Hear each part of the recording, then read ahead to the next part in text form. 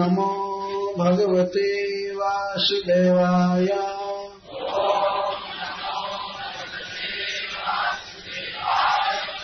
ओम नमो भगवते वासुदेवाय।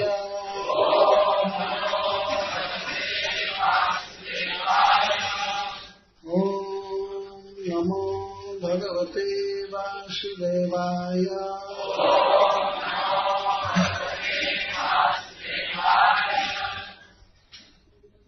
त्यक्त्वा सुदुस्त्यज सुरेप्सितराजलक्ष्मीम्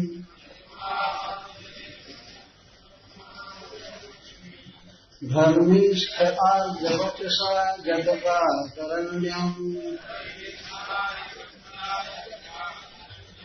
मायामृगम् दैतेप्सितमन्वधाव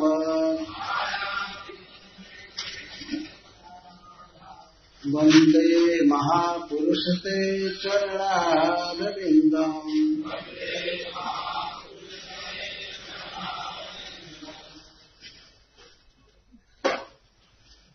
एक बार जनकपुर में बहुत बड़ा यज्ञ हुआ था, जिसमें भगवान ऋषभ देव के 9 जोगेश्वर पुत्र पधारे थे।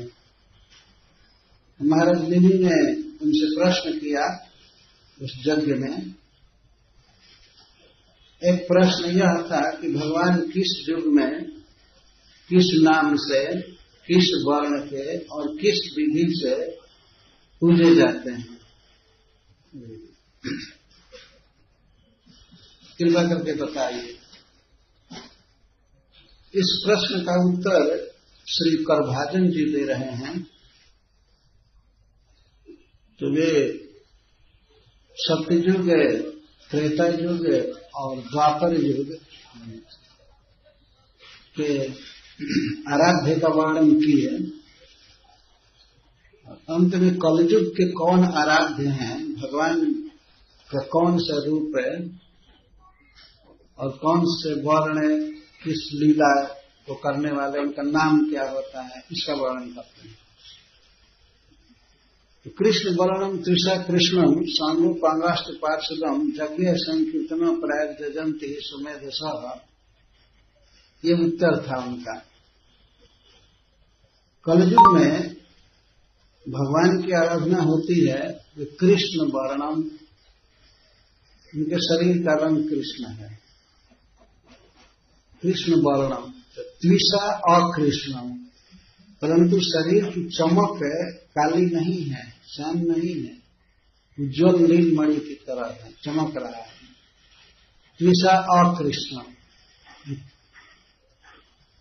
सांगोपांगाष्ट पार्षदम, वे अकेले नहीं अवतरित हुए हैं, अपने आंग, उपांग और पार्षदों के साथ अवतरित हुए हैं। ऐसे प्रभु की आराधना बुद्धिमान लोग संकीर्तन द्वारा करते हैं।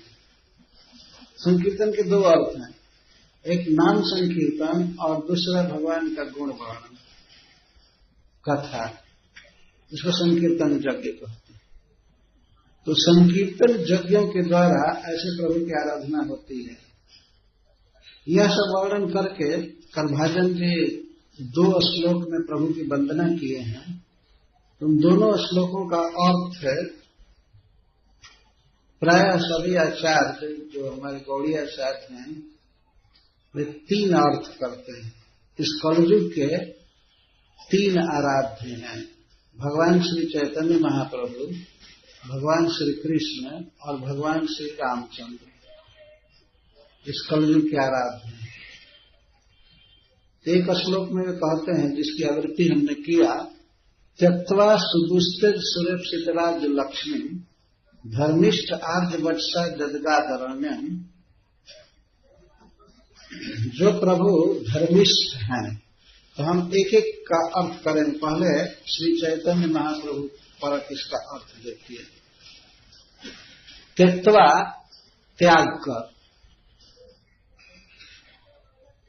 सुरेप्सितराज लक्ष्मी, देवता भी जिनकी इच्छा करते हैं, जिनके कृपा कटाक्ष को चाहते हैं, ऐसे विष्णु प्रिया को छोड़कर भगवान अगाध अरण्य झारखंड वन में आ गए, अरण्य में आ गए।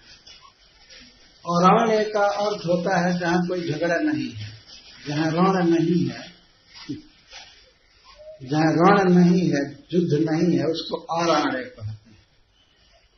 ये सिटी आदि में रण है, झगड़ा है, यहां से बाउंड्री हमारी है, वो तुम्हारी है, कोर्ट जाते हैं, कहां